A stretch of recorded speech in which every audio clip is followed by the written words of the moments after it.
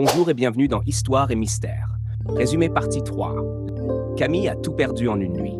Julien est parti, blessé. Liam, incertain, s'est éloigné. Et elle est restée, seule, face à elle-même.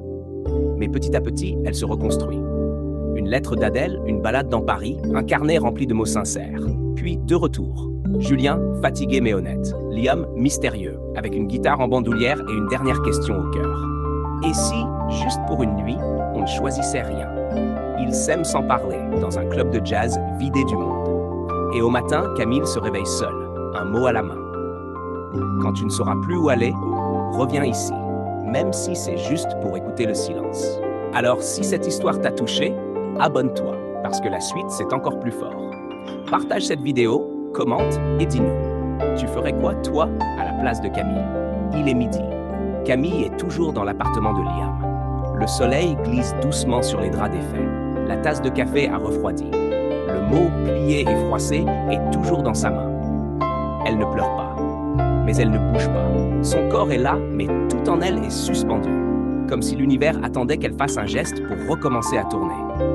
Elle finit par se lever, en silence. Elle laisse le lit comme il est. Elle laisse le mot où il est. Et elle sort, sans bruit. Dans la rue, Paris est là. Vivante, rythmée, indifférente. Camille marche sans direction. Elle passe devant des couples, des vitrines, des visages. Et tout lui ressemble, tout lui parle. Le soir venu, elle rentre chez elle. Son téléphone vibre. Julien, un like, une ancienne photo d'elle, postée des mois plus tôt. Rien d'explicite, mais un fil invisible s'est tendu à nouveau. Elle ouvre son carnet. Chapitre 12, j'apprends à aimer sans posséder. Le lendemain, Camille se lève tôt.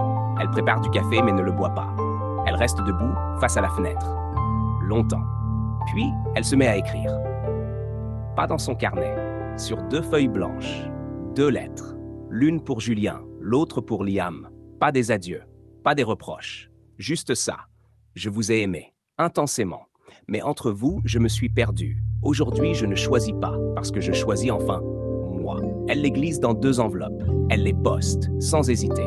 Ce jour-là, elle dîne seule. Mais cette fois, ce n'est pas une solitude vide. C'est une solitude choisie.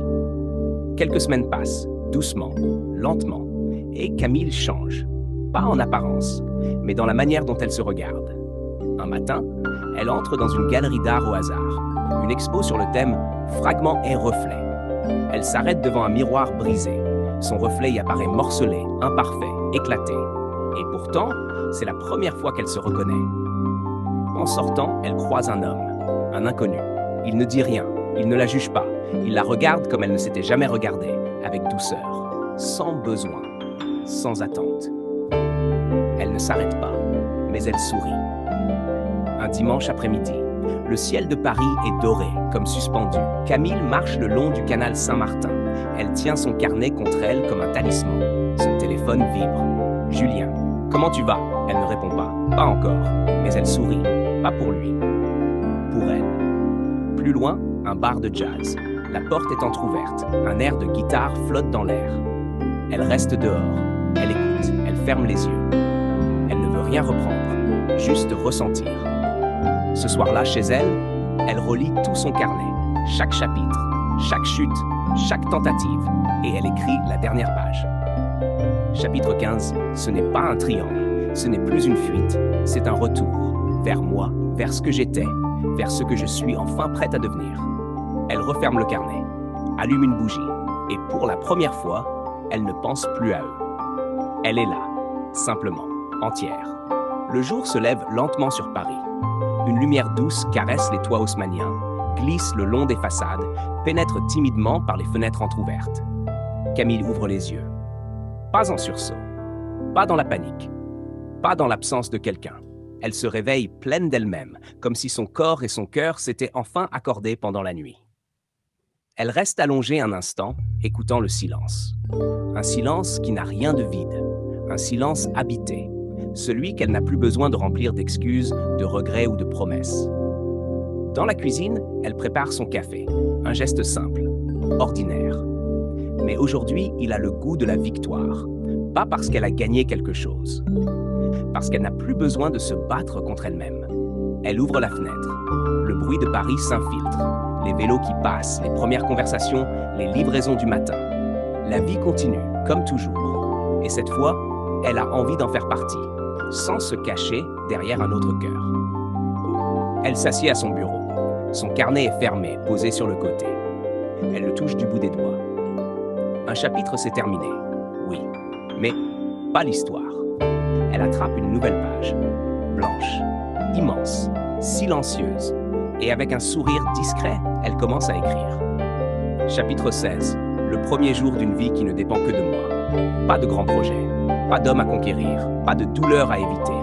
Seulement, un pas après l'autre, vers elle-même, vers ce qu'elle a toujours été, au fond, une femme capable d'aimer sans se perdre. Quelques jours plus tard, Camille marche le long de la Seine, un carnet vierge dans son sac, pas pour fuir, pas pour écrire ses blessures, pour écrire ce qui viendra.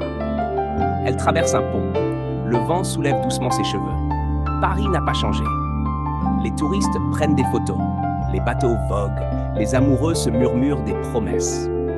Mais Camille a changé. Chaque pas est une décision. Pas pour revenir, pas pour réparer, pour choisir le présent. Elle entre dans un café au hasard. Pas leur café, pas son café. Un endroit neuf, inconnu. Elle commande un thé, s'installe près de la fenêtre. Elle observe les passants, et Paris lui murmure. La vie ne t'attend pas, elle t'invite. Son téléphone est posé à côté de sa tasse. Pas en attente d'un message, pas en guettant une vibration, juste là, comme un objet parmi d'autres. Elle n'appartient plus aux réponses qu'elle espérait. Elle appartient aux pages qu'elle va écrire. Elle ouvre son nouveau carnet. Sur la première page, elle écrit en lettres simples. Chapitre 17. Ce que je cherche n'est plus dehors. Et pour la première fois depuis longtemps, elle ne cherche plus. Le printemps est revenu à Paris. Les arbres du boulevard Bourdon sont en fleurs. L'air est doux, léger, chargé de promesses. Camille, carnet sous le bras, avance d'un pas tranquille. Son cœur est calme. Pas vide, pas plein. Simplement juste. Elle a écrit sa propre histoire. Elle a accepté ses failles, ses désirs. Elle a compris que certains choix ne se font pas par renoncement, mais par création. Ce soir-là, elle ouvre la porte de son appartement. Sur la table, 2 verres. Julien et Liam, ils sont là. Pas tendus, pas furieux, présents, vivants. Ils la regardent avancer. Ils savent, ils n'ont plus peur. Elle ne parle pas tout de suite, elle s'approche. Elle tend une main vers Julien, l'autre vers Liam. Et dans un murmure, elle dit « Je n'ai pas à choisir. Je n'ai jamais eu à choisir. Si vous êtes là, c'est que vous avez choisi aussi. Moi, je vous choisis. » Tous les deux. Un sourire passe entre eux. Un silence complice. Pas besoin de promesses compliquées. Pas besoin de définition. Seulement un pacte d'âme libre. Quelques mois plus tard, dans un jardin caché du Marais, au milieu des rires, des regards émus, des notes de jazz, Camille dit oui devant un cercle d'amis. Pas à un seul homme. À une vie choisie. À un amour multiple. À une vérité sans honte. 2 alliances. Un seul cœur ouvert. Et Paris, autour d'eux, danse.